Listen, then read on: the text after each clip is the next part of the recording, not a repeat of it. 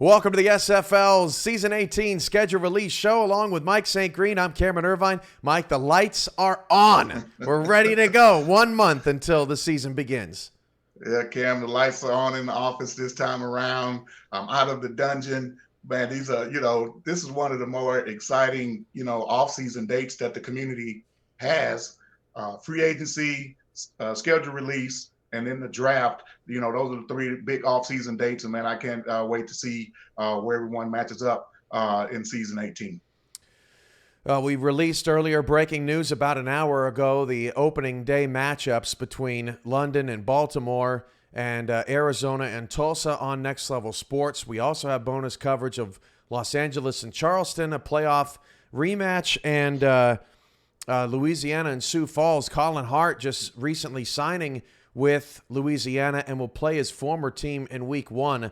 That's crazy how that worked out. But let's focus first, Mike, on the Baltimore-London game. London, the only team to beat Baltimore, and that's they get to watch Baltimore raise a second banner, and that's going to be a very interesting matchup. Yeah. Gee, thanks, Cam. The one loss that this team suffered last season, you give them an immediate opportunity to get revenge on us in week 1. But, I think London will be up for the challenge. London did sign some great free agents the other day. And Baltimore, they've done an excellent job of adding some pieces to that already loaded lineup, and so they're going to be a championship contender again this season. So that's a great opening matchup. Baltimore want to avenge their only loss of last season, and London definitely want to get off to a good start in that tough North Division. Tulsa and Arizona also taking on each other. Ashley Jackson playing her former team. They call it the Dust Bowl, Mike, and it's going to be a fun way to kick off the season. Tulsa, we expect, is going to have a new running back, whether it's the number 1 pick or not. I'm hearing all sorts of things about trades going on behind the scenes. I think this may be the draft that has the most trades ever, with all that value sitting up there at the top of the board that teams need. That's going to be really fun here just 2 weeks from tonight, actually, Mike. But Arizona-Tulsa should be a compelling matchup, especially after the Hands brothers announced a late retirement and left Arizona to scramble at the wide receiver position. Quite the opposite of Tulsa, who's got Gabriel Manning and company. Yeah. Tulsa, they did return a huge part of that roster from last season. They did struggle, of course, to have the number 1 pick in the draft. More than likely, everyone's expecting it to be a running back. There's some great running backs down there in SFLM, but they do have other needs. So maybe they'll trade down. And Arizona, dealt that blow right there at the beginning of the re-signing period and free agency. Hans brothers retiring. They did recoup a little bit and were able to sign Ryan Owens, but the defenses, they did a great job, great pickups. The veteran and future Hall of Famer Hunter Norwood. And I'm missing somebody on that Arizona roster that they signed. Let's check here. Missing somebody, Cam. It was a defensive back, Shawn Allen. Yeah, they did a great job in picking up a couple of defensive pieces. So they're going to be tough to go up against as well. Offense may not be as explosive as we've seen over the past couple seasons, but have no doubt that Eddie's going to be well prepared and getting that team ready to go for season 18. All right, coming up is the complete national television schedule on Next Level Sports. The Simulation Football League and Next Level Sports have agreed in principle to contract extension. We're super excited to continue our relationship with Next Level Sports. For the fans, will not be joining us in 2022, and the SFL is right now in current negotiations with a different digital partner until that deal comes together, Mike. We've got kind of an interesting schedule. We still got games on Saturdays, games on Sundays, but we've got a few headliners on Monday nights as well coming up this week, and we'll have more details about that leading up to the season about what those games might mean. But you're going to see some Monday dates for those reasons. You're also going to see a Monday date after the Super Bowl. We will not have games on Super Bowl Sunday this year since we're able to be more flexible with our Sunday schedule. And then you'll also see some games on Monday, Martin Luther King Jr. Day. That will be a nationally televised day of football too, Mike, and we're super happy. The SFL has has so much diversity and so much inclusion and everything that MLK fought for. This is an opportunity for us to, on a national stage, kind of tell our stories about inclusion and bringing everybody together, which is what MLK wanted. And I'm super happy to have NXT's blessing of Martin Luther King Day Jr. slate here in week 2. Yeah, Cam, that's super exciting news. As you mentioned, the diversity in this community and inclusion with everyone, no matter what, gender, race, color, creed, nationality, it doesn't matter in the SFL, man. So it's great to hear that news about NXT taking us on Martin Luther King Day, and with it being a Monday as well. I remember last season we did have a Monday date, and it was a lot of swirl and excitement around, Monday Night Football in the SFL last season. So, man, it's great to hear that a couple of dates are going to be on Monday night. The excitement that it brought last season, I'm looking forward to more of that in this coming season. Monday night games are primetime and isolated as we move forward down the season. Not President's Day, MLK. Those are full slates of games, but the other Monday games are. And we'll have more details about where those games are going to air and who they're going to air with as we go along in the offseason. So, we ready, Mike? National broadcast schedule. Ready. All right. Let's go. Let's do it. All right, let's get it pulled up here. This is your national television schedule for season 18. On Next Level Sports, here it is. Let's start in week 2. We've got a couple of dates. Saturday, January 22nd, Lone Star and London is your headliner there. Carolina goes to San Diego, 2 very intriguing teams out of the offseason. Tulsa, Vegas, Los Angeles, and Vancouver are your bonus coverages there in week 2. There you see that Martin Luther King Jr. slate on Monday. Arizona at Atlanta is your featured game. Mexico City, Queen City bonus coverage. Those are 2 playoff teams from last season in a playoff rematch from a couple of seasons ago. Portland will go to Florida. That is that's not the first time the 2 teams have met, but it is the first time that Portland has gone to face the Storm. DC and Fort Worth bonus coverage of that day. That's week 2, in essence, on national television. Your quick thoughts about that slate, Mike? National TV loves London. That's what I'd see, Cam. But early, it does. Yes. But yeah, 2 tough matchups coming out of the gate for with London and Baltimore. That's going to be an extremely high-powered, high-scoring matchup. And that London and Lone Star matchup, week 2, that's going to be a very interesting matchup. Will Lone Star bounce back and be able to get a playoff run going this season? Of course, the Arizona and Atlanta game on that Monday, the 24th, that definitely stands out. And one from my past, Cam, that stands out is week 4 as well. The big rivalry with Jacksonville and Vancouver. Those teams, some of the names and people and rosters have changed a little bit for Jacksonville, but I'm pretty sure that rivalry is, the same. These guys have some historic playoff matches against one another, so that's going to be a huge matchup in week 4. That's week 3, actually. Remember, the week 2's got the 2 dates, the 22nd and the 24th. But week 3, Vancouver, Jacksonville, also London and Mexico City. That is a big international rivalry game there. Baltimore, Fort Worth, and bonus coverage is the first meeting between those 2 franchises. Tulsa, Louisiana, a big divisional game in the East. That's your week 3 national television schedule. Week 4, Saturday, February 5th, Fort Worth, Queen City. We all know that's a big one. And February in Buffalo, Mike, I don't know. Sounds like snow to me. Florida at Los Angeles is going to be big. Vancouver, Charleston, Mexico City, DC, which is a rivalry in week 4. And then week 5, before we get your thoughts on the top portion of this schedule, Mike, Mexico City at Baltimore, a massive rematch of the semifinal game. That is a big one, and there's going to be lots of fun. Louisiana and Atlanta, they had a couple of thrillers in the regular season last year, and that's going to be great. St. Louis, Denver, Lone Star, Houston are some bonus coverage dates there. So your thoughts on week 4 and week 5 of the national television slate? Well, I'll tell you what, seeing that Mexico City Baltimore matchup, it kind of raised my eyebrow a little bit. I remember saying to you at the end of last season, after that game, that playoff game completed, was that was the best game I think I'd ever seen since I've been involved with the SFL. And it's going to be exciting to see this matchup Mexico City, they've lost some big free agents the other day. How will they reload that lineup a little bit and come up to par by week is it week 5, Cam? I think that Yeah. is. To come up to par with Baltimore again this season. But, the oldies but goodies, they're still there in Mexico City. Ray Bentley, Phoenix Jones, Mike Daggs, Wilson at quarterback. So they're going to be fine. They do have some holes they have to fill, but I'm pretty sure Ramos is going to be just fine. Just like Eddie lost some pieces, Ramos lost some pieces, and he'll be just fine going into season 18.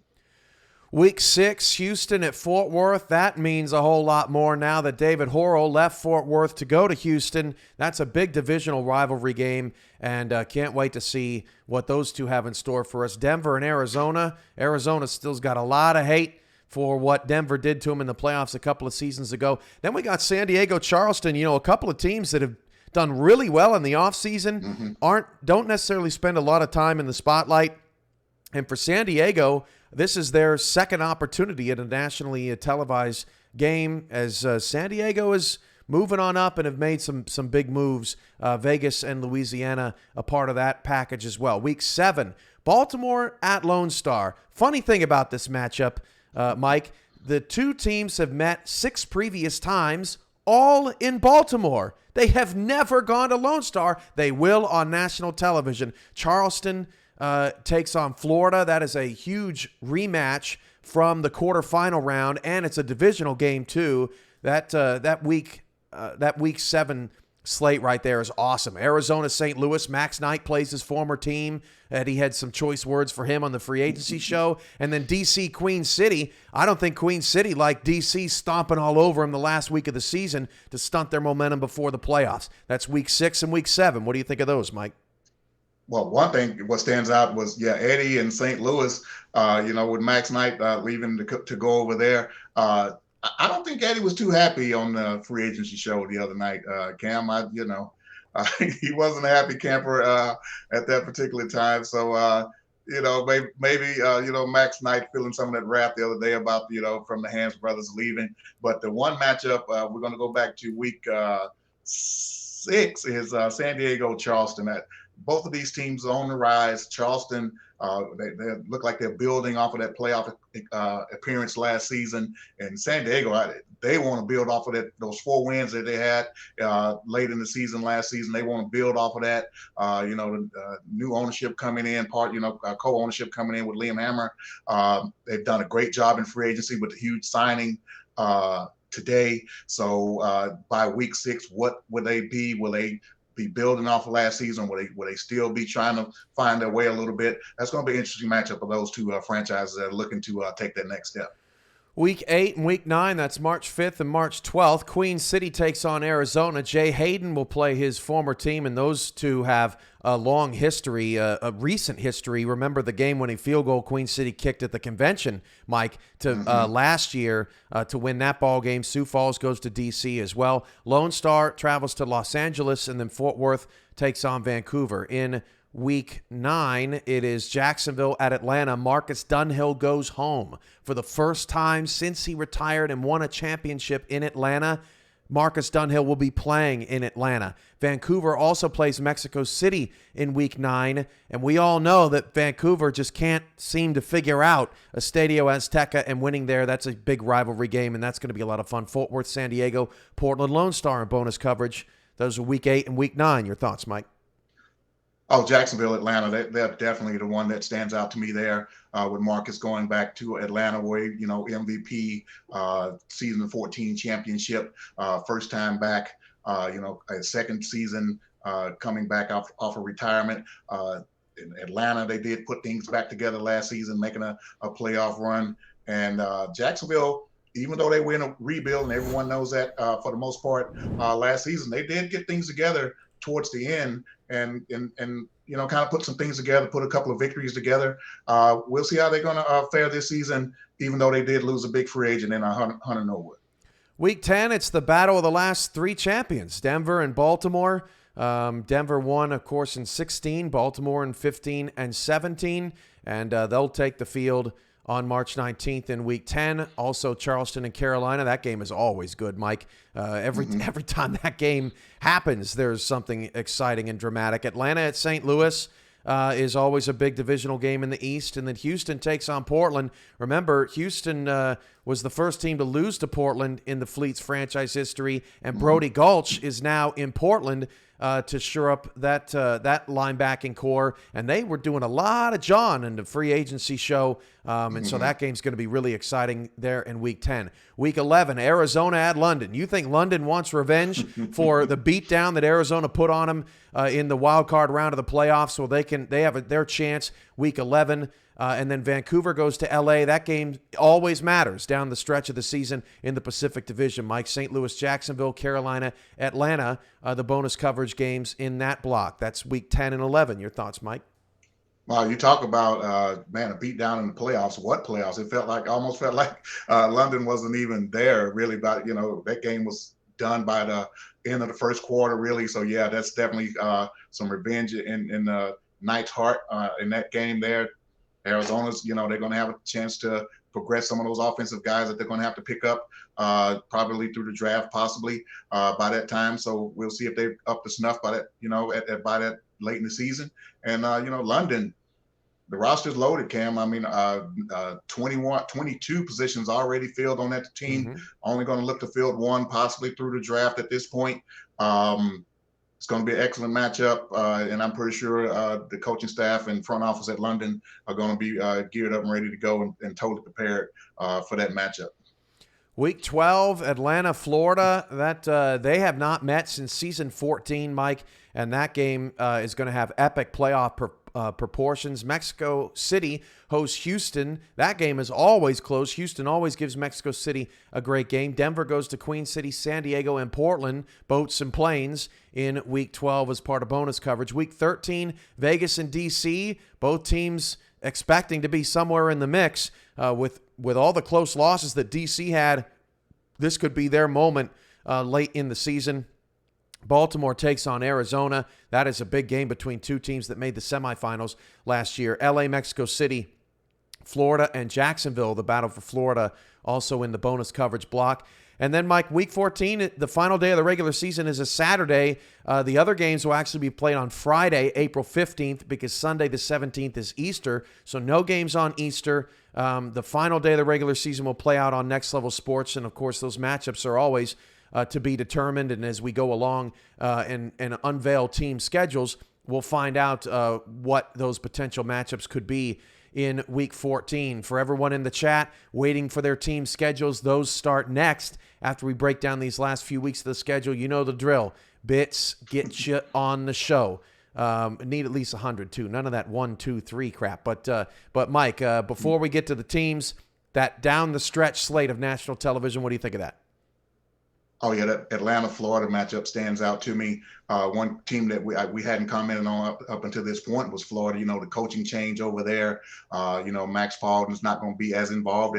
We don't know if he's going to be involved at all, but we're pretty sure he's going to contribute and, as a consultant, some type of way with what they're trying to do over there. And one thing that Florida, they've been right there on the cusp the past couple of seasons. Will they make it back this year with the new coaching staff and things that they're doing over there? We don't know, but that still should be an excellent matchup between Mark Chisholm and the staff over there at Florida. Two great rosters still that the new staff has to work with. So that one really stands out to me coming down the stretch. All righty, that's your national television schedule and a great analysis by Mike. And now it's time to look at the teams. Florida was in there first. Max Paul and company, they want to see their schedule, and so we're going to give it to them. Here's the Florida Storm schedule for Season 18 in full. Some notes about Florida. They travel to face former player Optimus Klein and the New Look Mavericks in Week 1, and Florida plays at L.A. and at Vancouver back-to-back, but as a bye in between Weeks 4 and 6. Their byes are scrunched together. Week 5 and Week 8, they're one of only two teams that have a bye separated by only 2 games, as most teams have byes spread out. That's a look at Florida. Your thoughts, Mike, on the Florida Storm schedule as they enter into a new era with a new coaching staff with 4 nationally televised games?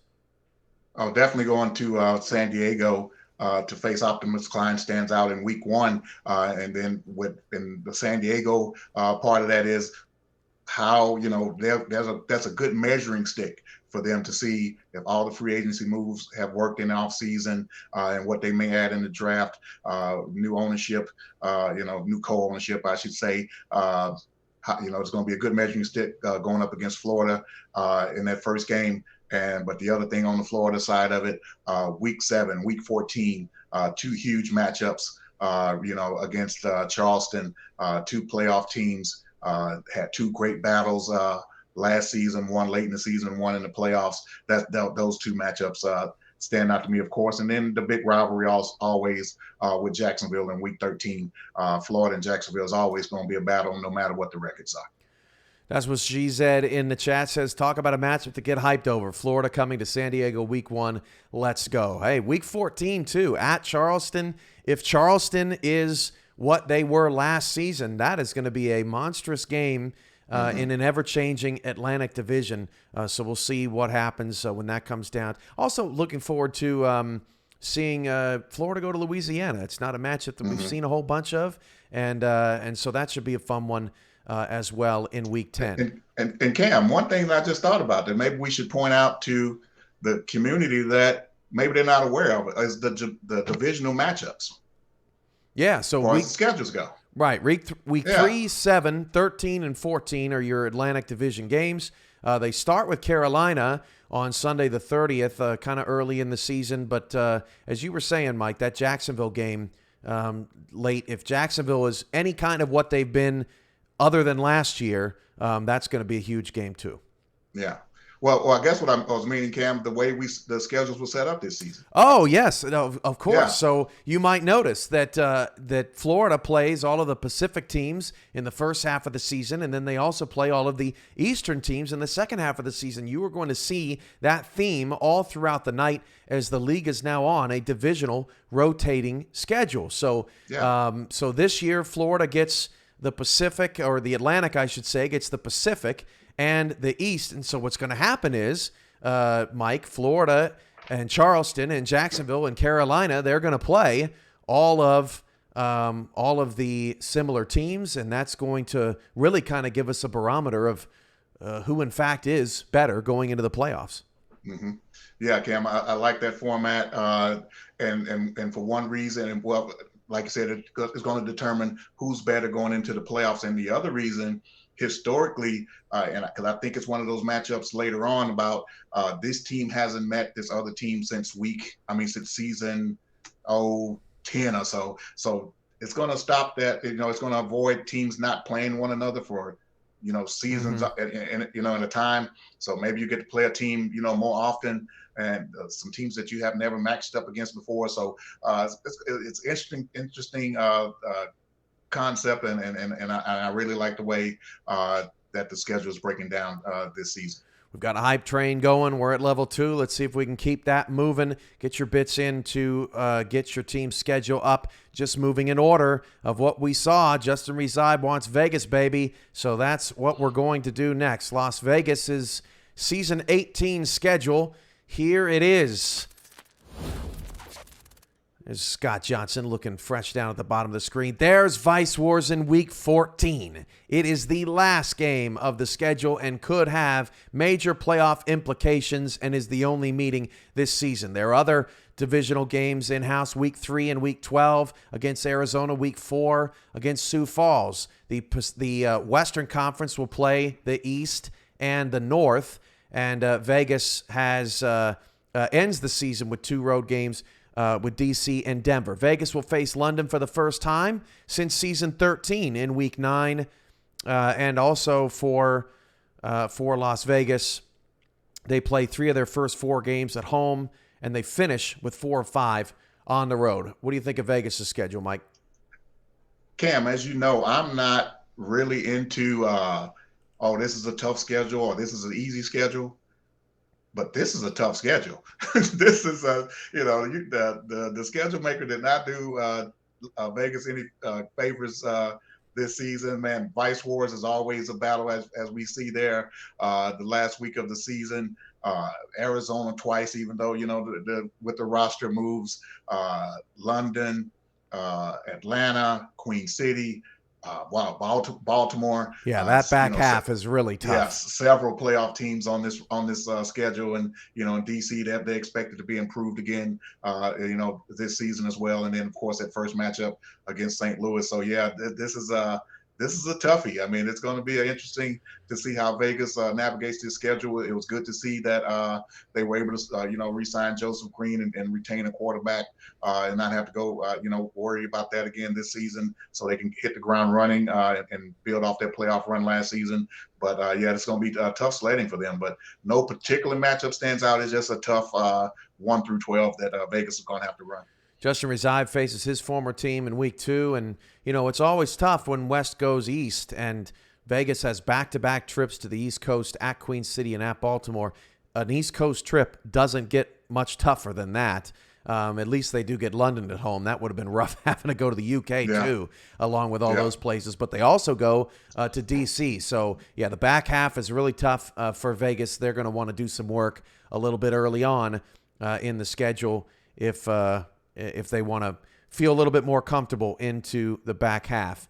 Okay, scrolling back up here to our calculator. Rapid Raccoon. Oh, thank you. That's so kind. 1,050 bits.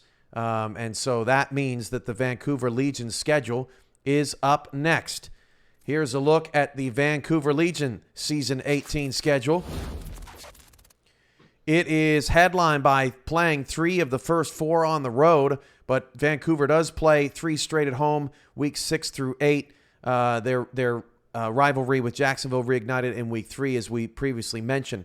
Bye weeks, week 5 and 12. We haven't talked too much about byes yet, but Vancouver gets a nice space out and does get the latest bye possible. 3 games on national television, but they're all on the road. And it's an interesting schedule for Vancouver because Carolina and Lone Star are both on it, and the Legion and Andy Hamilton have connections with both of those franchises. So what do you think about the Legion heading into Season 18? Yeah, of course, we've already talked about the Jacksonville rivalry. That's going to be huge. Week 6, Florida, another huge game, but at least they get that one at home. And finishing off with San Diego, that's going to be interesting, just to see, what San Diego has done going into that game to close off the season. Will it mean playoff berth for them? In week 14, it remains to be seen. But and that Portland game that stands out as well. Portland definitely looking to take a step forward, and maybe that will be for division supremacy at that time, and see who may have a leg up in the Pacific. Pacific plays the Atlantic and the South, and it's interesting. Vancouver only has one time during the season where they play back-to-back road games, which is something that most teams cannot say. So Vancouver kind of has maybe a bit more of a balanced schedule in that regard, and they do not play back-to-back games on the road late in the season, although at Mexico City, at LA is no joke. And the way that San Diego finished last season, that's no joke either for the Vancouver Legion. So that's a look at Vancouver's schedule. By the way, all of these graphics in full 1080p I will post after the show in your locker room. So screenshot if you want, but I'll get you a clean version by the end of all this as well. All right, fleet owner Jacob Bouvette, 100 bits. Appreciate you, Jacob. And let's take a look at Portland's schedule. We already know that they're going to play Vancouver in week 7. Here is a look at the Portland fleet.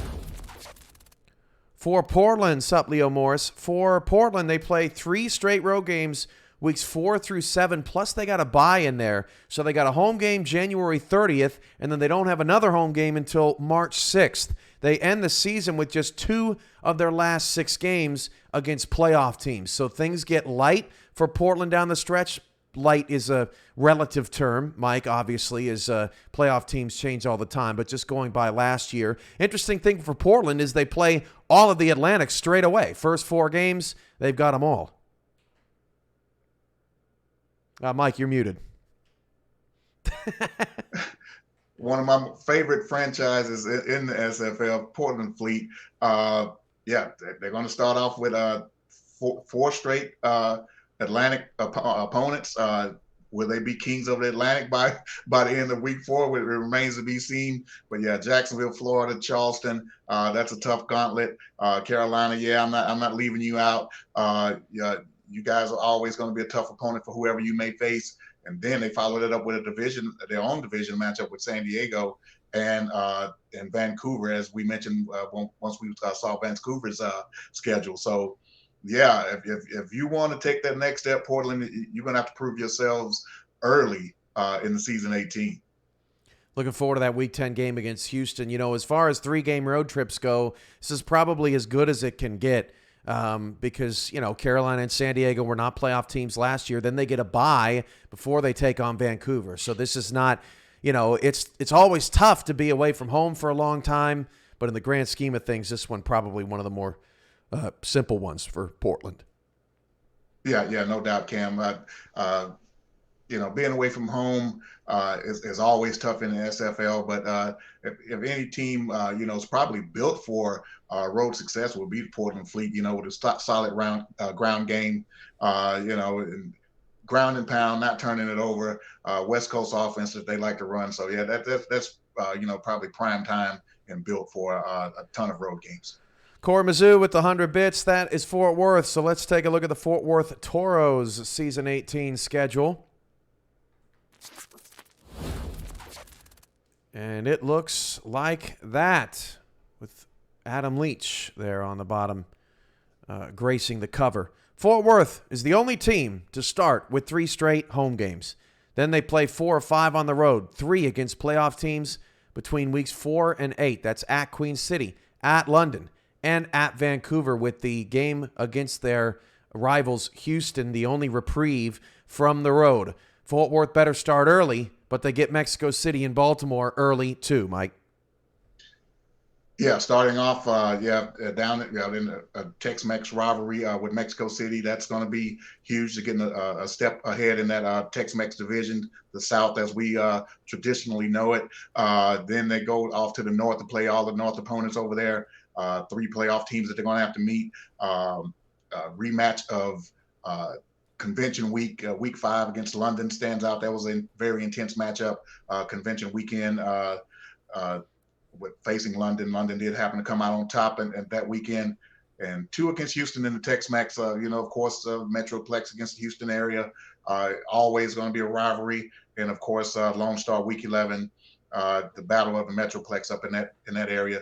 Extremely intense matchup with them as well. And that's one of those Monday nighters too. Monday, March 28th. They also play Monday, Martin Luther King Day, and Monday, the day after the Super Bowl. So a unique schedule for Fort Worth in the sense that they have 3 Monday contests. But you know, somebody brought up a good point in the chat about the rookie quarterback. You know, it's going to be tough sledding early. They got 4 playoff teams in their first 5 games, and so. You know, Fort Worth's just going to try to have to hang on, but their back half of the schedule is a little bit better, a little bit more kinder to them. So we'll see if you know, Fort Worth can make up some ground down the stretch. Yeah, and one interesting thing I think about Fort Worth, Cam, you know, last season, a lot of us had Fort Worth championship contenders. They did have a coaching change. It was Jason Williams' first season over there. We're going to see what type of adjustments he's going to make this season going into his second season as head coach. But this season, you know, roster change. They're going to have to bring in a new quarterback this season. They did lose Lauren Prococo. They're going to go up against her in week 2 in DC. But maybe we're going to see after coaching experience after 1 season in SFL for Jason, see if he can make adjustments and get Fort Worth back on track this season. Fort Worth does get the latest buys possible, week 7 and week 12. Each team has a bye in the first half and the second half of the season, and there are no buys in the first 3 weeks or the last 2 weeks. So Fort Worth gets the graces of the bye. That week 12 bye can mean a lot. You know, you're kind of burnt out. You're trying to get to the finish line, and that could be a big deal as Fort Worth has Portland and Vancouver after those buys. And how many times a team plays you after a bye was also taken into consideration in the making of the schedule. Damon Simeon with 500 bits, super kind of you. And so now it's the Houston Hyenas schedule. We see two of them there on the screen against Fort Worth in Week 7 and Week 14, Week 6 and Week 14. Here's a look at Houston's complete schedule. For the Hyenas, they play 3 straight games at home, weeks 2 through 5, and they have an early Week 4 bye. So after they go to D.C. in Week 1, they're not going to hit the road again until Saturday, February 19th, when they take on their rival in Fort Worth. They play 4 of 5 on the road, weeks 9 through 12, including road games against playoff teams from last season, Los Angeles, Mexico City, and Vancouver. 9, 12, 13. You see them right there. Tough back end for Houston. They're going to want to do some work early. Most definitely, Cam. 4 or 5 on the road coming down the stretch. Will they have built up enough, in the win column to, maybe balance that off a little bit? It remains to be seen. Fort Worth, Houston, definitely a team looking to replace a running back as well. And, Warren Murray hanging them up in the offseason. And one game, personally, I'm looking at, Cam, not just because I play for London, but, yeah, that's a little bit because of it, but because Damon and I are in the same city. Maybe we can get together and watch that one, together Week 7 and put our London and Houston gear on and see who comes out on top. That's a Monday nighter too, so somebody's going to have to battle traffic. Y'all are going to have to make a bet in Week 6, and then the loser of the bet gets to go into traffic to check out that game on a Monday night special event. It's also the anniversary of the first game that ever aired on Next Level Sports, Houston and London. So it's always great when those teams get together. So that's going to be a lot of fun. Scrolling back up to our chat here. As the schedule release show rolls on, I believe Ron Hoff is next. Ron Hoff has been a bit cheering fiend. He has a new team in Denver, Mike St. Green. So we're going to look at the Denver Nightwings schedule. I think Denver could be a sneaky team. A lot of people are sleeping on them after the down year last year. We'll see what Denver does. Jose Fuentes re-signed, and here's a look at Denver's complete schedule. They play 4 of 5 on the road, weeks 3 through 8, and there's a bye in there. That leaves just the home game against St. Louis, which is the first time that the Gladiators and the Nightwings will play since season 12 as their lone home game in the month of February. They finish with 2 home divisional games, Sioux Falls and Vegas, to try to play catch-up potentially in the West Division. Only London and Tulsa also finish the season with 2 divisional opponents at home. Your thoughts on Denver? Oh, yeah. Do not sleep on the Denver Nightwings. Bailey O'Shaughnessy going into his second season over here with them. They did make some strides toward the end of last season. Adam Wiseman in his second season as head coach over there. He did a solid job last season, and with what he had to work with. I did see where Riley Quinteros signed his contract, I think earlier today or maybe yesterday. So they have a solid roster coming back. And with the rookies going to take a step forward this season. Bailey O'Shaughnessy, like as I mentioned, finished the season last season pretty solidly, and look out for Denver. They're going to be back. I don't expect them to miss the playoffs 2 seasons in a row. Fuentes, who's pictured there, plays his former team in Week 1 as Atlanta comes to town, and Atlanta and Louisiana at home early in the season. That's a place where potentially Denver could. Try to make some noise early on in the season. Remember that schedule we were talking about Vegas having to go to Baltimore and Queen City, and thank goodness they don't have to go to London. Well, Denver does. Denver's got to do all 3 trips. So that's a pretty brutal east stretch. The Wings getting a lot of miles there in the second half of that season, and they go to Arizona for the first time. Yeah, actually, Cam, as you just mentioned, I really didn't see that first week matchup, but that's going to be a solid matchup that first week. Both teams are going to be put to the test as to see where they stand going into season 18. And as you mentioned, they have Arizona week 6, division matchup there. And then you cannot, as we saw with Vegas, you cannot overlook Vice Wars. Always a huge game and rivalry game, not only between those teams, but all over the SFL. So looking forward to week 14, and hopefully a lot is on the line when we get there. Liam Hammer with the 400 bits, and boy, San Diego just got another bit. We thought Liam Hammer's contract was big. Now they give 118 to Gunnar Lewis. It's the biggest contract in the league, surpassing Kevin Say. San Diego making some noise on paper. How will it translate to the field? Here's a look at your new look San Diego Mavericks schedule. They have some early buys, week 4 and week 8, but otherwise they play 3 straight road games, week 10 through 12, and there's no bye in between there. At Mexico City, at Houston, at Portland. That is rough. They do not leave the state of California, however, till week 6. They play 3 home games. They go to Los Angeles. They have a bye week in there, and then they finally go out east to take on Charleston. So kind of a tale of 2 halves to the schedule for San Diego. Brutal on the road late, and a lot of juicy home matchups at home early. Yeah, that week 3 stands out, Cam. They have to go to Los Angeles. And I'm not mistaken. You remind me if I'm wrong. They went to LA last season late and knocked them out of the playoffs, if I'm not mistaken. It was, LA went there. And LA went to San Diego, knocked them out. So and they knocked them out. So San Diego gets to go to LA, and maybe LA can return the favor in week 3.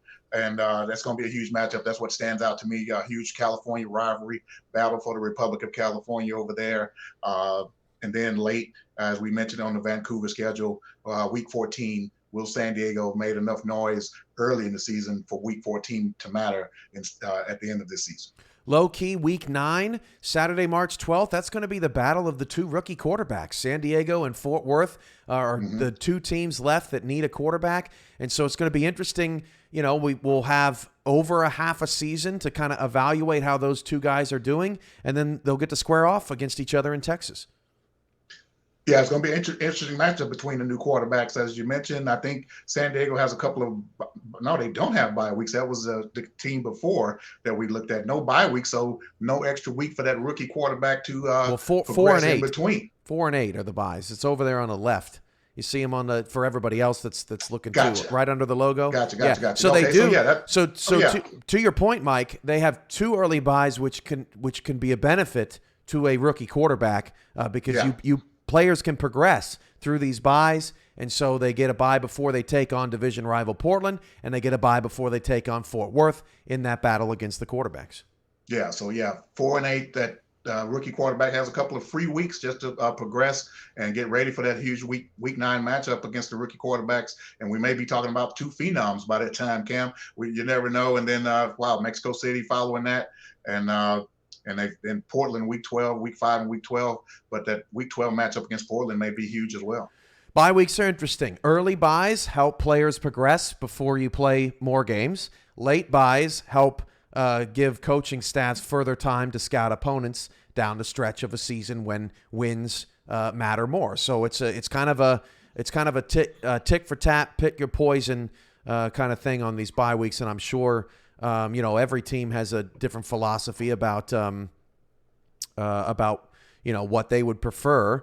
Yogi Barr with the 200 bits. That's Lone Star. Now let's get a look at the Lone Star Glory schedule, the brand new identity for the Glory, and it looks gorgeous here and everywhere.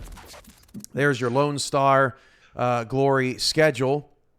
Let's take a look at some notes for them. They have back-to-back divisional road games at Houston and at Mexico City, weeks 5 and 6, and you think, well, once they get done with that, everything will be fine. Nope, then you got Baltimore next in week 7 on national television, and then another national television game at Los Angeles. So the middle of this schedule for Lone Star is very meaty. They play 4 playoff teams on the road overall as well. Your thoughts on the Glory schedule? Weeks 4 and 12 are the buys, so they actually get the front end and the back end, the best of both worlds. Well, one thing Lone Star did, Cam, they did a very good job of filling out that roster this offseason, with the re-signings of the current guys as well as a couple of free agents. But one quick question about that. Where's Sudo Nakai? Still no Sudo Nakai sliding on that roster. No fullback on that roster for Ike McBride to run behind. But the schedule in general, of course, the Tex-Mex division, huge rivalries all over that division. They have Mexico City twice early in week 6 and finish off the season in week 14. Another standout, other than those, the matchup week 7 against Baltimore, as you mentioned, Baltimore going to Lone Star for the very first time on NXT. I'm sorry, that's going to be a huge matchup that weekend. And can Lone Star get things back on track and make the playoffs this season? Man, they've always pretty solid over there. They're kind of like Denver. I think that was just an anomaly last season, them not making it in. I fully expect them to rebound and be a tough opponent on the schedule for everyone this season. Lone Star, the Vancouver before them, they only have one back-to-back road game trip, although this one ain't easy. At Houston, at Mexico City, both in the division. So that's going to be exciting. I mean, watching Lone Star over the month of late February to mid-March, I mean, they got a lot of great matchups. I think we're going to be seeing a lot of the glory around that time of the year. Going back up here, Eagle Mondavi with the 100 bits. Thank you, Eagle. Let's take a look at the St. Louis Gladiators Season 18 schedule.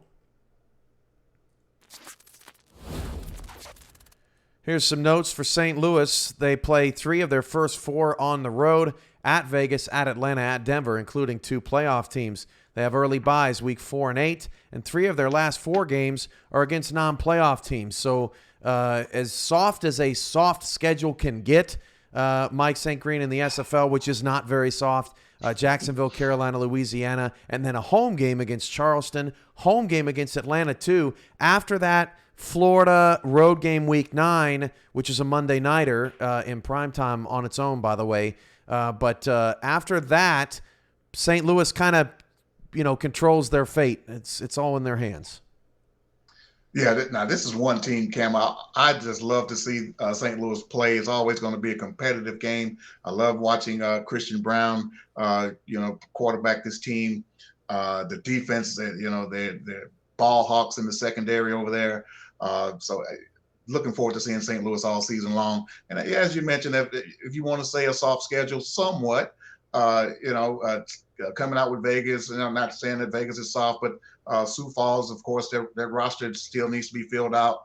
They've struggled the past couple of seasons, so you can maybe put a little bit of a soft label on Sioux Falls, but everything else is going to, just like the rest of the SFL, it's going to be a tough week in and week out for them. But that another rivalry they've kind of developed over the past couple of seasons was with Tulsa. They went down to the wire a couple of seasons ago. Who's going to get the playoff spot? And they opened the season against one another last season when Tulsa came up short right there on the goal line. So huge matchup week 6 with them, a division rival. Atlanta week 3, another division rival right there. But yeah, I just like seeing St. Louis play. How is Max Knight going to fit in? And on that defensive line, will he even make them more tough, to go up against defensive, for offenses around the league? So excited to see St. Louis play this season.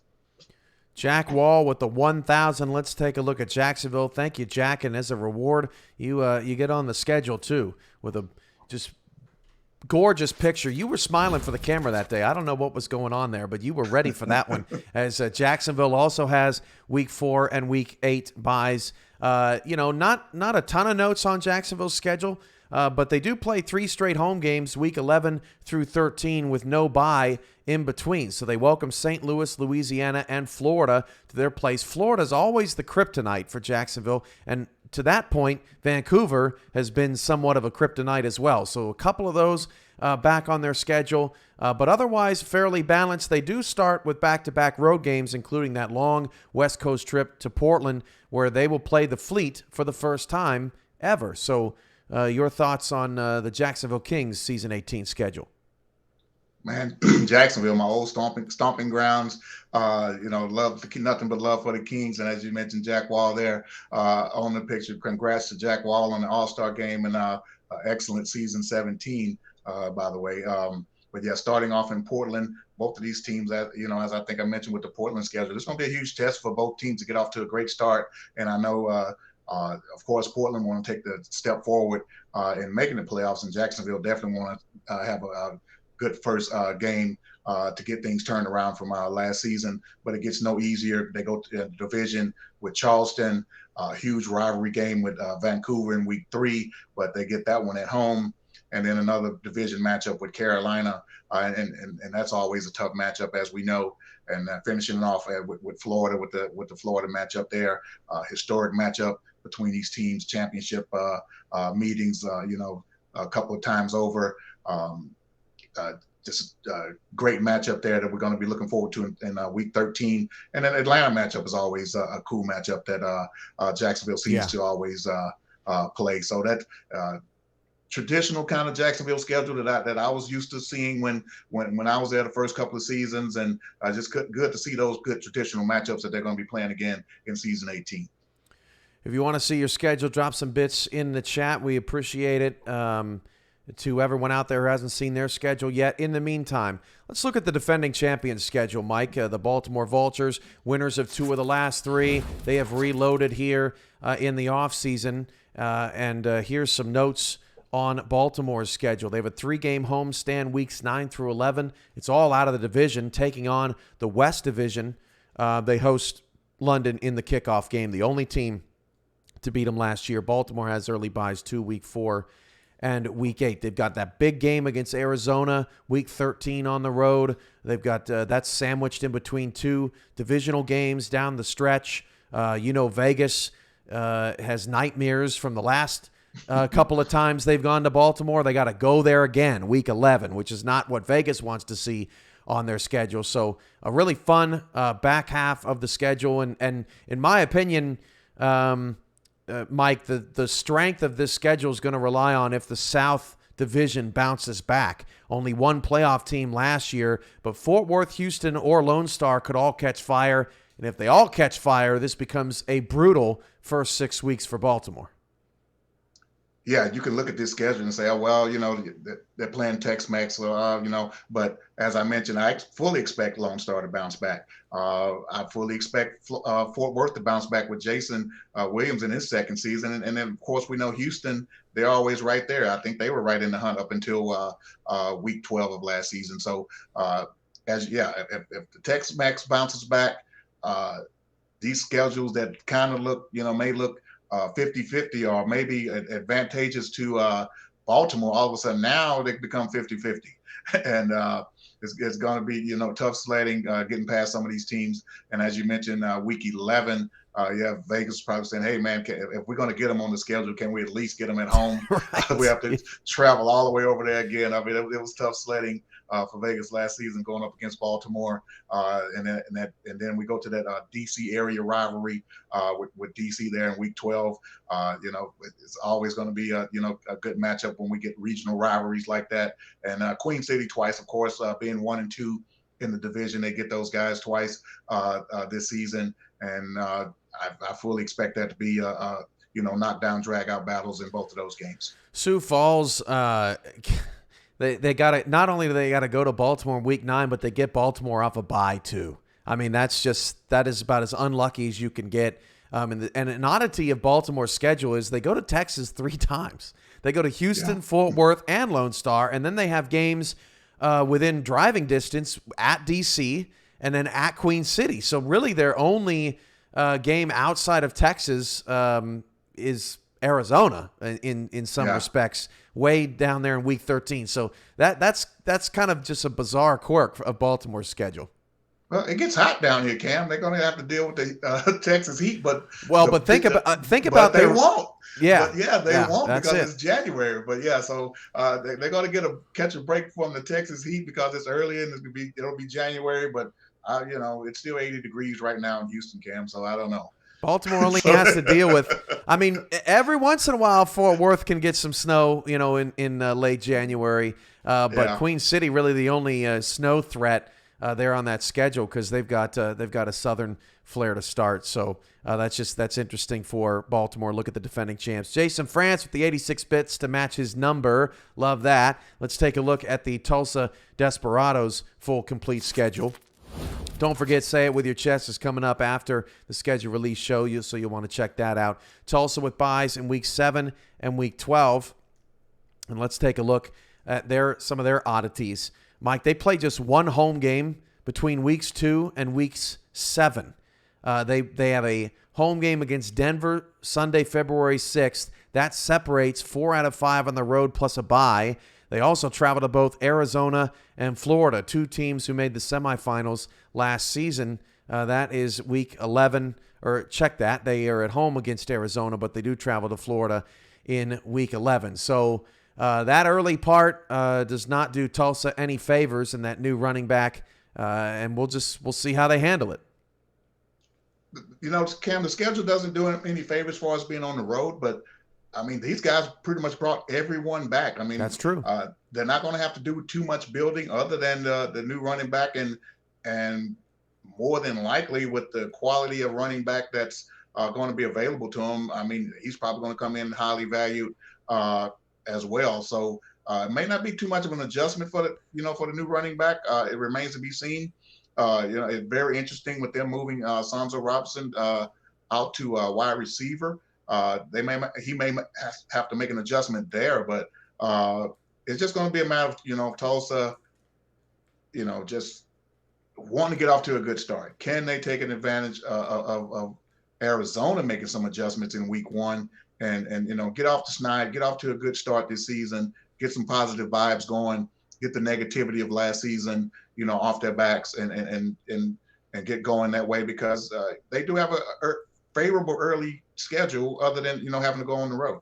What's fascinating about Tulsa's schedule when you really look at it, the 4 of 5 on the road, those teams had a combined 1 playoff win last year. Yes, Vegas and St. Louis made the playoffs, but they didn't necessarily make it super far or were championship contenders. So yeah, 4 or 5 on the road there, but it's not the most daunting road trip, and they don't really have to go far either. I guess Louisiana would be there or check that. It would be maybe Vegas would be their farthest trip, but otherwise games in the division and then just up north to Sioux Falls. So it's interesting. Tulsa with Florida and Arizona, that's definitely the top of their schedule. Atlanta's good too, but some winnable games on there for sure for Tulsa. All right, let's Cliff Allen, 100 bits. That means we're going to Arizona next. Thank you, Cliff. And here's a look at Arizona's complete Season 18 schedule. Notes on Arizona. They play 3 straight home games, weeks 3 through 6, plus a bye. That's Vegas, Louisiana, and then they play Denver after their week 5 bye. They also have a bye week 9 before they take on D.C. It'll be the first time that an Eddie-led team will take on the D.C. Dragons. And then Arizona faces 4 playoff teams from last season on the road. They are at Atlanta week 2. They are at St. Louis week 7. They are at London week 11. And they are at Vegas in week 12. Your thoughts on Arizona's schedule, Mike? My very first thought, Cam, is that no, Eddie, you do not have the hardest schedule in the league as he typically thinks. I guess we'll find out on Say With Your Chest, huh? Every schedule release show, he thinks he has the hardest schedule ever made in SFL history. But yeah, Baltimore stands out to me because Eddie played in Baltimore, not for the Vultures. He was a Crab, early on in his career. Baltimore coming to Arizona, that's going to be an interesting matchup. Him going up against the defending champions. He was going to have a time to get his roster together and figure out his game plan well before that time. So that's going to be an interesting matchup for him there. As we just mentioned, starting off with Tulsa. What can he put together to go up against this very veteran and experienced Tulsa roster by the time week 1 gets here? We'll find out after the draft on December 30th, is it, Cam? Yes. And so we'll find that out then. But, wow, Louisiana on their schedule. Colin Hart going over there. How is he going to go against Colin Hart this offseason? There's going to be a Hart versus DJ Moses matchup there. So solid schedule. Vegas twice on this schedule. And as we've mentioned before, nobody really outshines anybody, as a matchup that stands out here. It's going to be like a wait and see. Hey, this is who you play. we're presenting who you're going to play, but it's going to be wait and see as far as who has an advantage over another team. Good point brought up in the chat. Arizona plays five games against teams that are birds. Vegas twice, Denver, Baltimore, Sioux Falls, including Bird Month in April. Back-to-back bird teams. It's kind of like scoregami. Like some teams care about some people care about stuff like that. Other people don't. I have a feeling you don't care about how many bird teams are on your schedule. As I didn't pick it up at all, Cam, until someone mentioned that. I didn't pick that up.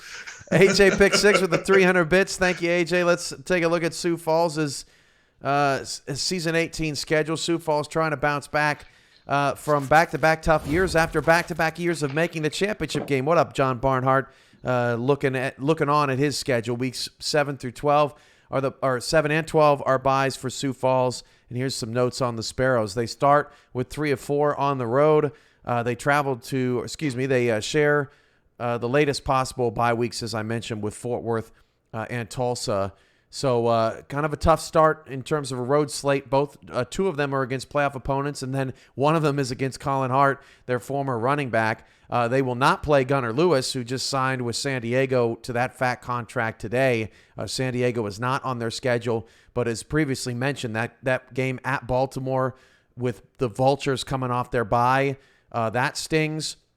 They do have D.C., and then they have Denver coming off of their bye weeks down the back half of the season. So what's your thoughts on Sioux Falls? My initial thought, Mike, is it's not too bad. London and Queen City are both at home. Atlanta's at home, and Arizona's at home. To me, Cam, this is the most interesting team in the SFL from the standpoint of I just don't know what to expect from them. I mean, like as you mentioned, 2 straight championship appearances, and then followed by 2 consecutive losing seasons, and pretty bad losing seasons. And then now they lose veteran running back in Hart, and then they lose a huge free agent today. But I just don't know what to expect from them offensively. They kind of changed up last season towards the end, and got somewhat of an identity. A lot of rookies are going to have to come in and fill some holes on this team. They're just interesting to me. I'm just curious to see how they're going to respond this season. Hopefully they're able to bounce back from some of the losses that they've had. But yeah, going up against their old buddy Hart in week 1, that's going to be like the biggest matchup on the schedules that I see for them so far. They do play 7 playoff teams, and that's really a byproduct of what divisions they're up against. They're playing the North, and they're playing the East. And in the North, 3 teams made the playoffs. So anybody that draws the North, that it's going to make that number go up. But we always see playoff teams change, throughout the years. And St. Louis and London, they were playoff teams last year, but they've never won a playoff game. So just kind of take it for what it's worth in regards to you can't treat every playoff team equal, I guess is what I'm trying to say, Mike, as we look at their schedule. Yeah. Joshua Williams with the 100 bits. So let's take a look at the Atlanta Swarm season 18 schedule. And Carolina brings up that they haven't played Sioux Falls in a long time. Well, now divisional rotation, you'll see them again soon. Atlanta buys week 4 and 8. That's fairly early. And here's some notes on Atlanta. 3 straight home games, week 2 through 5. They're going to get comfortable in the Hive, including a bye. So they go on the road January 16th at Denver, and then it'll be a month and some change later before they go to Sioux Falls. Marcus Dunhill returns to Atlanta for the first time in week 9, as mentioned there with the game against Jacksonville. Down the stretch, 3 out of their last 5 against playoff teams. Pretty good looking schedule for the Swarm. What do you think? I like too many teams, Cam. This is another team that I really like watching Atlanta play. Ever since I've been a part of this league, I've liked this team. I like the way the offense is structured, the defense. They're beast on the defensive line. The air traffic controllers in the secondary, the linebacking core with Aquan Shine. They're very solid. I just love watching Atlanta play that three wide receiver attack that they typically come with. Then the tight end, they bring the tight ends at you, and then I haven't even mentioned BDG yet, the Hall of Fame running back.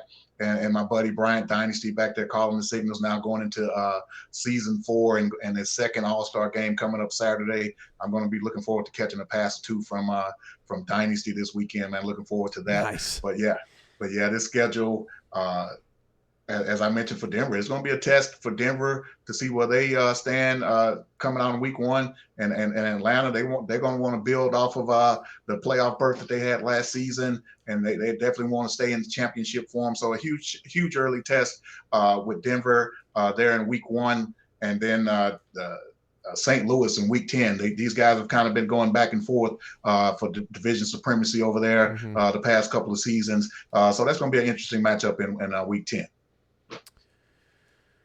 Yeah, don't forget, folks, SFL Nation, we got the last night of the regular season in the minors tomorrow. Then we have the All-Star game on Saturday. St. Green will be in it. Bryant Dynasty will be in it. And Jack Napier, a couple others swarm in it as well. So going to be a lot of fun. Don't miss out on the upcoming events coming up in the SFL before we take a little bit break to be with family and spend some Christmas time with the folks. So that's a look at Atlanta's schedule.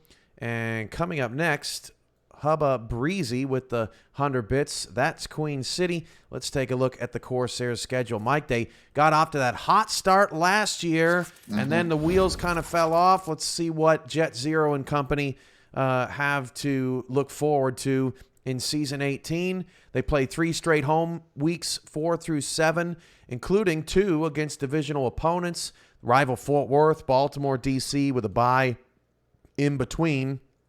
That means that they have a road game January 30th at Houston, and they don't go on the road again until March 5th to take on Arizona. They play Vegas in that playoff rematch off a bye week 10, Sunday, March 20th. And then they finish the season, Mike, this is rough, at London, at Baltimore. Always tough to end the year with back-to-back divisional road games, as you only have 2 a season. So a tough way to close out the season for Queen City. They're hoping that they can be in a better position at that point to get some wins late in the year. Yeah, as we see Jet Zero pictured there on the graphic, I expect more of the same from Jet Zero this season. They went out and they poached one of our offensive linemen and Butch Menor from London this offseason. They also got another free agent offensive lineman. I think it was Crone that they got. I'm not sure where he came from last season, but they said, hey, from Jacksonville, and okay, we're going to build this line. We're going to continue to pound Jet Zero at you guys this season. So we're not going to do anything differently. I would like to see more balance out of this team. I think that kind of caught up with them towards the end of last season. The reason why we saw them struggle a little bit. But it's going to be more of the same from Queen City. We're going to pound Jet Zero and 3 yards in a cloud of dust. And in a lot of ways, I don't blame him. He had an excellent year last season. So Queen City, more of the same. Tough finishing schedule, as you mentioned, on the road against London and Baltimore. But I expect them to be right there competing again this season. And they start with 4 straight against the South. I don't think anybody ever wants to start with 4 straight games against that Tex-Mex division. Wyo in the chat with the 200 bits, and I can't believe you didn't use your executive power up to this point, Mike, to get the London schedule up on the screen earlier. Let's take a look at the London Knights Season 18 schedule. London is at Baltimore and at Mexico City in the first 3 weeks. That's tough. And then they host division rivals, Queen City and D.C., to end the season. That's good to get those games at home. They also have Arizona at home. So a rare 3 straight at home to close out the season for London. You have the floor, Mike. Your thoughts on your team's schedule this year with buys at the front and back end of the calendar. Well, Cam, I would have used my executive privilege to see the schedule earlier, but my executive privilege kind of gives me a preview of what we're already seeing tonight. So, I wasn't all that anxious about seeing it, considering that I saw it last night. There you go. There you go. There you go, SFL. I saw it before everybody else, other than Cam. We have to prep for the show. Go ahead. Go ahead. But as we mentioned earlier, when we saw Baltimore's schedule, that's going to be tough coming out. We know they're going to, be fired up to play us after we knock them off in week 12 and we get them again week 1. They're going to be celebrating their championship, raising their banners, getting their rings, and all that fancy stuff that they're going to do in week 1. And I really believe that we're going to be up to the challenge. Adding Tiberius Bovine and Jack Russell and JT Delaney and Fox Highwind. Those are huge pickups for London this offseason. We've had 2 great off seasons, bringing in a lot of great players and great personalities around this league, and I expect it to really come to fruition far as victories are concerned very early this season, and we're not going to back down from Baltimore at all in week 1. But as far as the rest of the schedule goes, bunch of national television games as I see right out of the chute with gets a lot of good teams too. Yeah, put Mexico up or shut City, Arizona late. So we're definitely going to be challenging coming out of the gate. That Fort Worth matchup, as I mentioned, when we saw their schedule released, that was a huge game and intense game last season on convention weekend. That's going to be tough. DC, they're always going to be tough. Playing my hometown team, Houston, week 7 on a Monday night. That's going to, we're going to be in prime time there for the community to see. Tough schedule for London coming out. It's going to be put up or shut up here, and of course we want to improve on our 6-6 in our playoff. We don't want to get one and done and not back in the playoffs this season. So it's going to be put up or shut up again this season, and I definitely believe that we're going to put up. Eddie said in the chat, shame no London versus Louisiana. Also not there, London versus St. Louis fish and chips. But now the schedule's on a divisional rotation. When London faces the East, then we're going to get to see both of those big games. So we'll see in the seasons to come what happens. But there's London. Also, low-key, 4 of 5 on the road, week 6 through week 10, and there is no bye in between any of those games. That's tough, but DC, Houston, Sioux Falls, non-playoff teams from last season, it's not as tough as it could be. But still, I mean, when you're just 1 week after the next on the road and you have no reprieve, Mike, that's a pretty meaty middle of the schedule right there.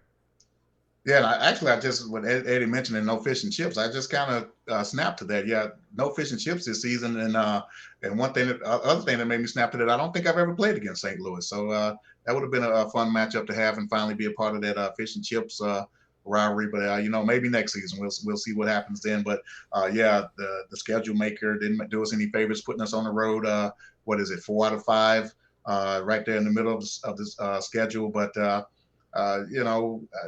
we can handle it. I think we'll be okay when our bye weeks. Yeah, no bye weeks in between. So yeah, it's going to be a couple of tough road trips. But as I mentioned earlier, it's a testy schedule, and as any schedule is in this league, you're gonna have to prove yourself to be a playoff contender. Harish just said in the chat, no eggplant bowl. Don't embarrass yourself, Harish. Just follow along which divisions are playing which, and you might want to go back on that.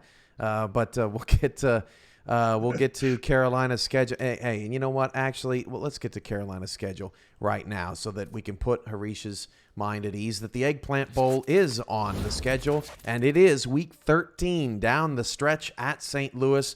Very interesting. Week 6 through 6 and 12 are Carolina's byes. Here's some notes on the Skyhawks schedule. They play both their divisional road games in the first 5 weeks. They are the quickest team to do that. And then, as we had already noted, they renew the Eggplant Bowl rivalry with St. Louis in Week 13 coming off a bye. If you don't know why it's called the Eggplant Bowl, Mike, you're going to have to do some digging back to the inaugural convention. But St. Louis, Carolina, always fun when they get together. Yeah, I was going to say, Cam, you have to fill me on.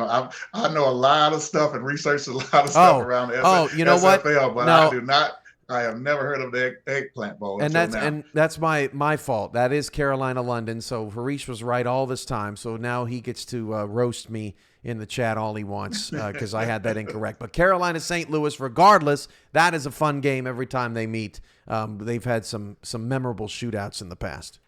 Yeah, in Carolina, they're one of the teams, Cam, that other than the team that I'm on, I just root for this team. It's like, when are they going to catch a break? They were right there on the cusp of 6-6 a couple of seasons ago, and a couple of fiascos at the end of the season. They have to replay a game and they end up losing and not getting to finally getting to a winning season. I just root for these guys to just get a winning season. I think that's all. That'll satisfy them. Maybe not even the playoffs would matter, but typically 6-6 will get you in. But yeah, I root for this team. They're coming out of the chute early with Vancouver. Vancouver, I was wondering what a Tom Pepper signing was going to happen. It happened today, so it's going to be a tough matchup. But it's with Vancouver, but it's going to be at home. Carolina, they did sign quite a few of their roster back. I don't remember them making any free agent splashes, Cam, unless you can remind me if they did or not. But most of their rosters back on that team. The division is always going to be tough with now Charleston, a playoff team. Florida been in the championship game the past 2 seasons, and Jacksonville is going to more than likely bounce back and be tough again this season. Tough schedule, and as I mentioned before, any team in this league, if you want to be a playoff team, if you want to finally get to that 6-6 plateau, you're just going to have to prove yourself week in and week out that you're deserving of that record. Few notes on Carolina. Really only splash in free agency. Clint Hendershot over from D.C. He goes to Carolina at linebacker, but they've got 22 spots already. Their cap's Right. at 1734. Carolina's reloaded and ready to go. Also, week 7, Sully Richardson and Rochelle Colston taking on their former team. They welcome they travel to Carolina. Does Los Angeles, and then week 8. Remember last year, week 1, Carolina at Louisiana. And Carolina just blew out the Revolution in the first half and then had to hang on to win that game. Louisiana is going to be more ready, I guess, this go around as Carolina comes into that town because they don't want that to happen again in terms of what Carolina did to them last season. So those are a couple of standout games. Yeah, no doubt. Well, especially with the Los Angeles matchup with Rochelle and Sully coming back to Carolina to face the Skyhawks. Should be a great matchup. I know these, there's a lot of love between those, people with those particular people in franchises. So going to be an interesting matchup. Matt South plays his former team in week 4. Good call, Jacob. That's a good one too. After Matt South went to Carolina, so that's an interesting underrated matchup as well there in week 4.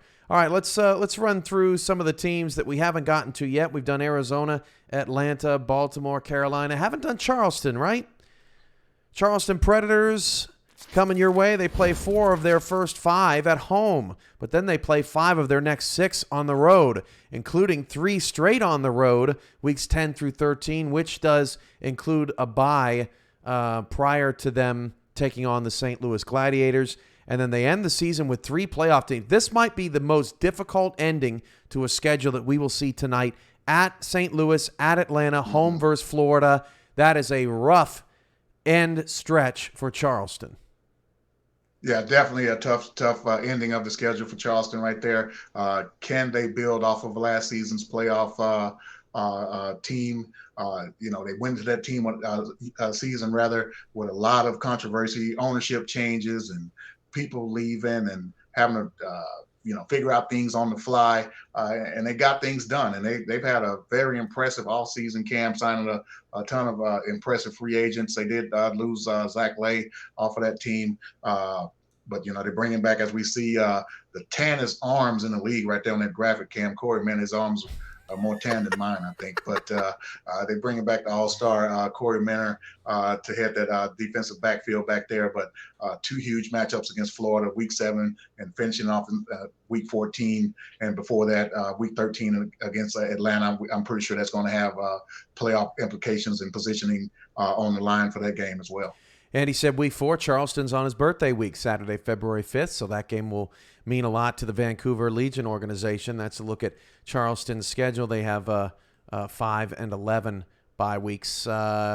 D.C., don't think we looked at D.C. yet. Mike, here's the Dragons season 18 schedule with the Gill one-hander from last season. Love that play. D.C. plays Sioux Falls for the first time since season 7, or since D.C. has returned, and they also play Arizona for the first time since season 7. Of course, they were Oklahoma City back then. For the D.C. Dragons, they start the season against 3 non-playoff teams. That's all from the South Division. They're still pretty good, but non-playoff teams all the same. And then they finish the season with 4 straight playoff teams. Speaking of tough ways to end a season, Arizona, Baltimore, Vegas, and then finally at London. Just when Kevin Say thought he was the highest paid player in the league, and along comes Gunnar Lewis with this huge contract to top his contract today. But I'm saying that basically to say that this roster, Cam, I think they're ready to win this season. I know we kind of thought that, last season, but I truly think that they've grown together. They've kept a huge part of this roster intact. I think they're really ready to take a step this season and really contend for a playoff spot. As you mentioned, tough down the stretch, but solid roster. They come in and week out with solid game plans over there. They've been tough to beat up until this point anyway. They gave Baltimore all that they can handle, I want to say, a couple of games last season. So solid roster, solid coaching staff. DC, the Dragons are going to be tough this season.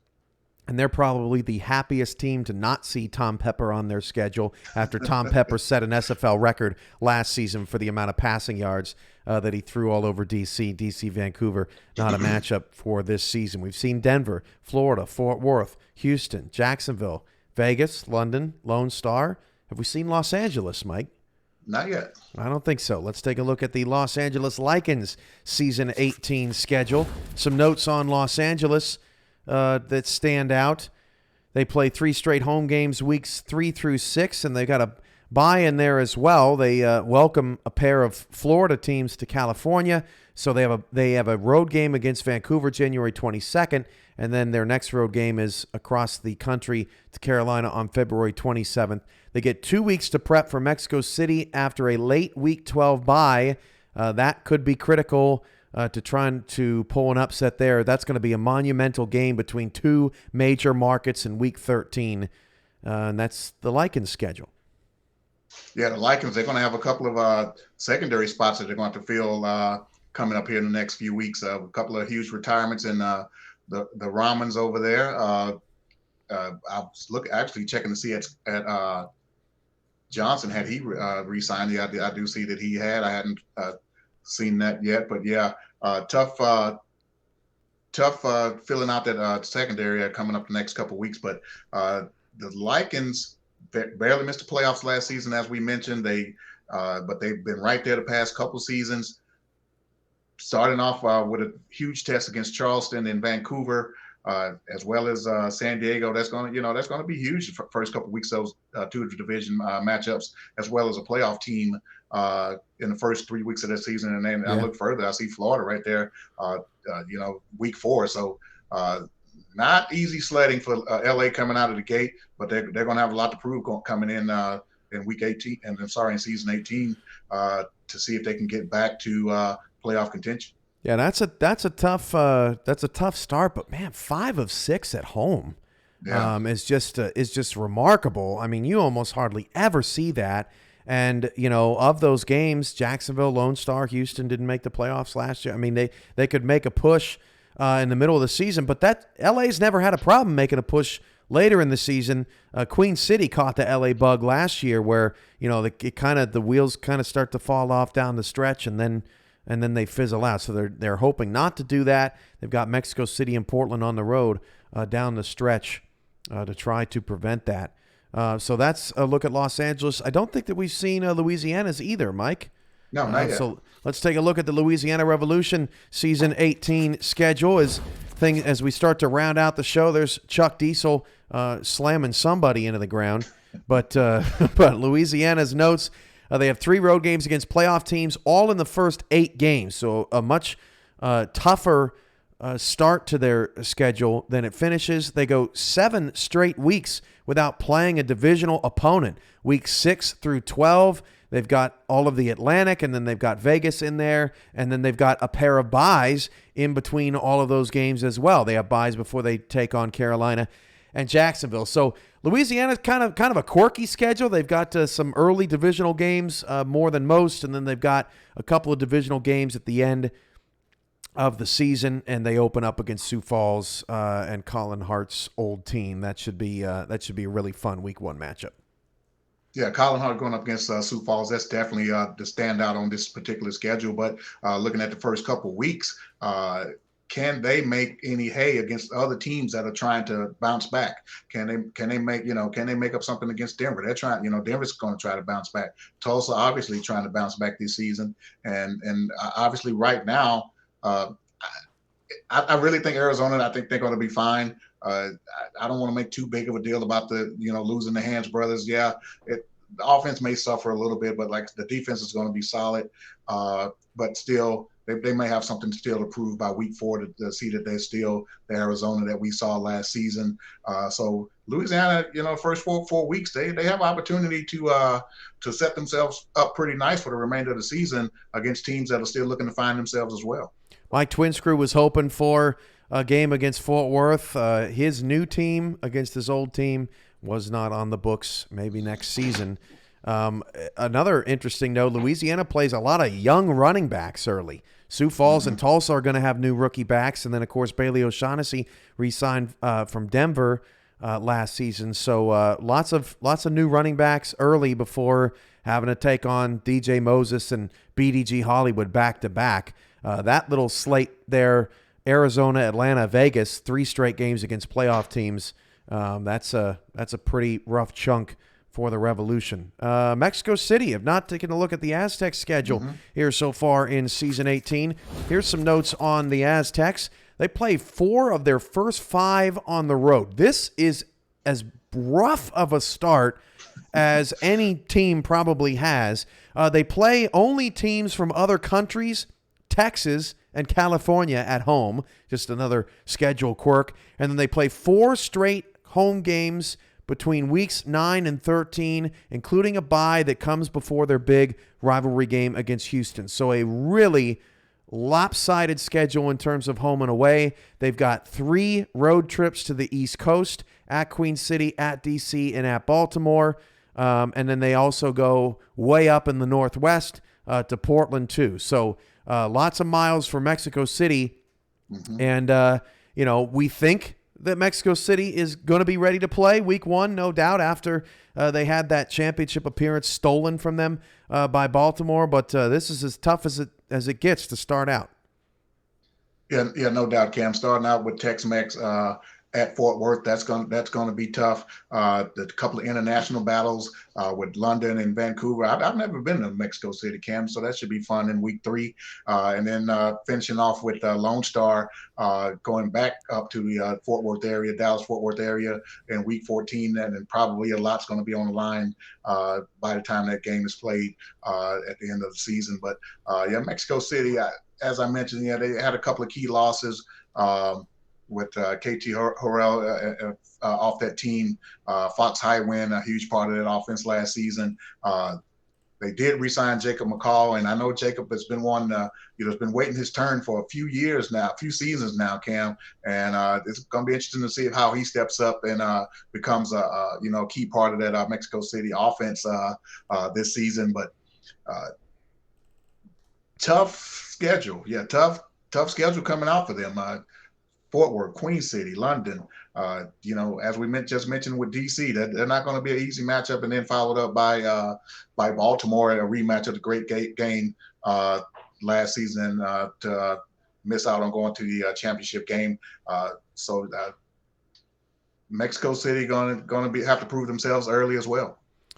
Lone Star commenting in the chat, they thought they'd be playing Houston twice. The first and second place teams in a division play each other twice, and the third and fourth place teams in a division play each other twice. That's a look at Mexico City's schedule. They do get Los Angeles and Vancouver at home down the stretch, so that is that is one advantage. We've taken a look at Portland, yes? Did we see Portland? Yeah, we saw Jacob. It was very early in the show. Yeah. Queen City, we saw San Diego, Sioux Falls, St. Louis, Have we Tulsa. seen Fort Worth? We saw Fort Worth. Okay. And I don't think we saw Vancouver. I think Vancouver might be the last team. Okay.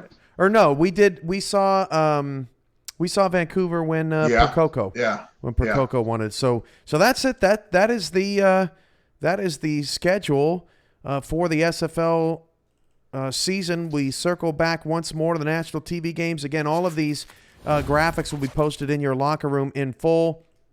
And this is a look at how it's all going to come about. And that's it, Mike. That's a wrap on schedule release. It is out. We are ready for season 18 here 1 month from now. And we couldn't be more excited. Your final thoughts here on a season that will wrap up Saturday, May 14th with the 18th SFL Championship game. This is probably going to be one of the more interesting seasons that we've seen. The expanded rosters, I think, going to play a huge part in how this season plays out. The defenses, what I've noticed, the defenses have really bulked up all around the league. Just London, for instance, we have 6 defensive backs on the roster. Teams are loading up on the defensive line. I see a lot of teams loading up at linebacker for, I think, I've been hearing rumblings about some possible 3-4 being ran this season. So it's going to be interesting to see from that standpoint how these rosters fill out. Most of the teams that can get a kicker are probably going to get a kicker. A couple of teams do have punters on the roster. O-line is becoming a hot commodity around this league. It's just going to be interesting to see how these rosters fill out with the 23. All the offenses are going to have a tougher time moving the ball against these more stacked defenses that people are putting together. So interesting season coming up. We don't know what to expect, but I do know this: Baltimore, they're completely loaded. The defending champions will definitely be one of the teams that's in the mix. I don't see any fall off there. That's for sure. That's one prediction I think I could have for season 18. Say It With Your Chest is coming up with schedule reactions, I'm sure. And then tomorrow night is SFLM Week 9, last week of regular season. Saturday, December 18th is your all-star game. Looking forward to seeing all of you there with a record 80 players playing in the all-star game, including 40 first-timers. So we're really looking forward to that. Eddie and I will be on the call. Mike St. Green is a first-timer, one of those 40. So me and Eddie will be on the call for that contest. And then we've got the SFLM semifinals on Wednesday the 22nd, the SFLM championship game on the 29th, and then we turn right around and we draft those youngins. Thursday, December 30th, round 1 of the rookie draft. The signing deadline is December 27th. You will know your draft order then and start hearing about any potential trades that could be coming down the wire. This has been a presentation of the Simulation Football League presented by APM Music. For Mike St. Green, I'm Cameron Irvine. Y'all have a great night.